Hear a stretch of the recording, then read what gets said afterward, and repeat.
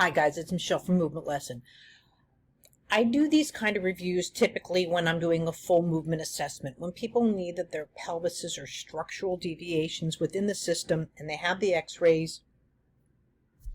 I do this for movement. I'm not a doctor. I'm not here to advise yay or nay surgery. However, we're all built a certain way, and therefore the structure, no different than a building or a bridge, determines the ability to move.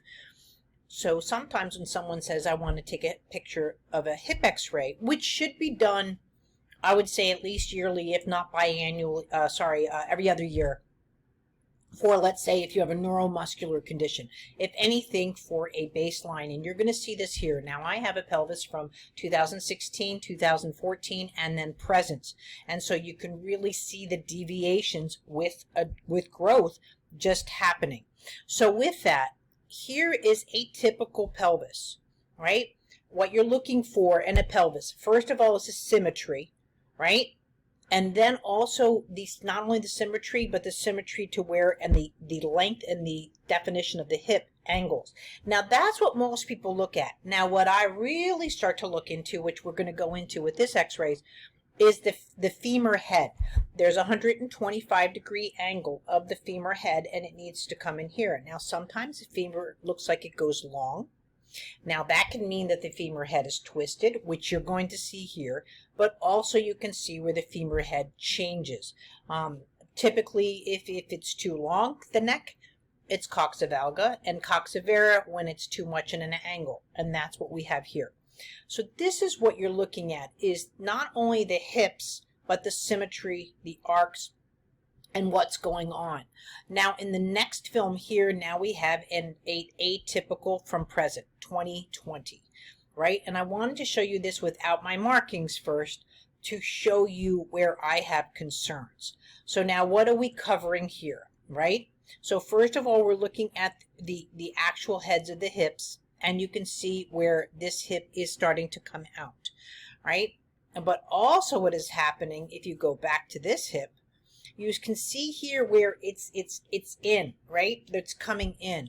With this, even though it's not a great read, this is what happens when people put up the x-rays and the films are fuzzy.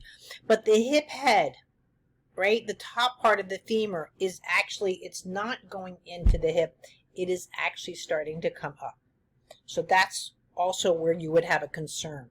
But where I've always had a concern for this child, and you can see here for the length, see the width here within the hip head.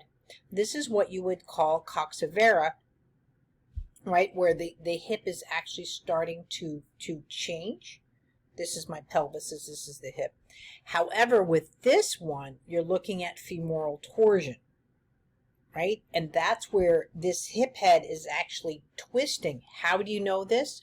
Because if you enlarge this ever so slightly, you're going to see the trochanter right there, which is the tip of your hip. See how here you see this little knob on your hip? That shows me that the hip is off on an angle, right? Because that's what I'm looking for, is that little knob.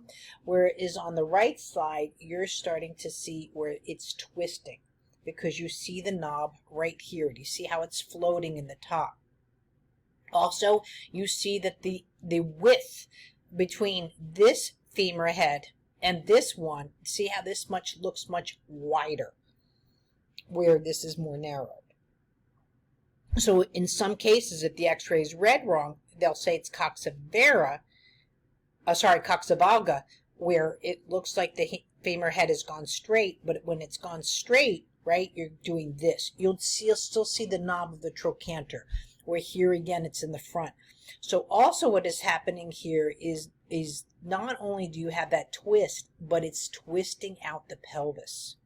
And so actually here is where I have a concern, but it looks like this is two x-rays sliced together.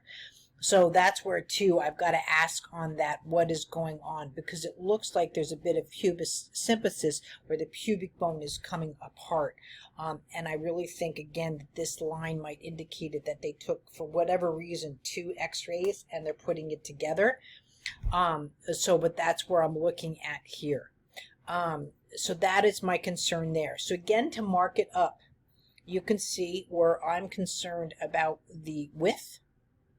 And now this again, it's here you can see again where it's torqued. I'll go back just one more time just to show you here, and you can see how it's twisted a bit.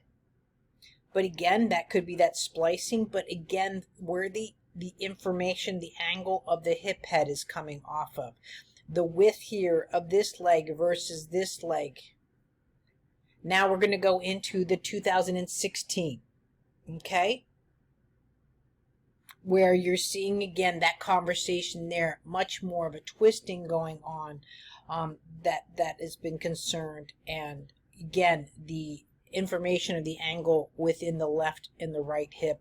Going into 2016, you can really see the weakness in the structure, and this is where again when someone says my child can't come to sitting, right, make them stronger. This is something where you need to address the structure. The structure needs to be done such, in a sense, to take away the influence of the Coxa vera, which is going to have more of an influence, and not, again, that's where, again, you have to worry about the back possibly twisting and going off to the side, because in a sense, you don't have a tush to the same. Now, to show you what I'm talking about here, here is a normal hip angle, right? Angles of the pelvis. So in the one you have is Coxa vera, right? You get more of the 90-degree angle, and the Coxa valga is when it's going long, but that's not what you have in the second hip. What you have in the right hip is what is a femoral torsion. So here that you'll see the femur wanting again to come straight in. This is a top view now. You're looking down on the hip, and this one here, and this is what I have, where the femur actually starts to turn back. A severity of that would, let's say, be hip dysplasia, where you're seeing that as well. And if you go back here again, you can see where the push is on into that hip socket versus here, because it's turning, right? Now what you'll also see with all of this is, again, this is where too you'll see the feet or the legs turn in, turn out, depending on the shape of the hips.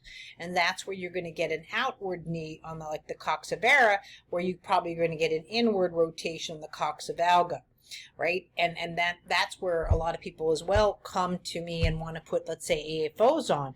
I understand that you're seeing the stress of the feet.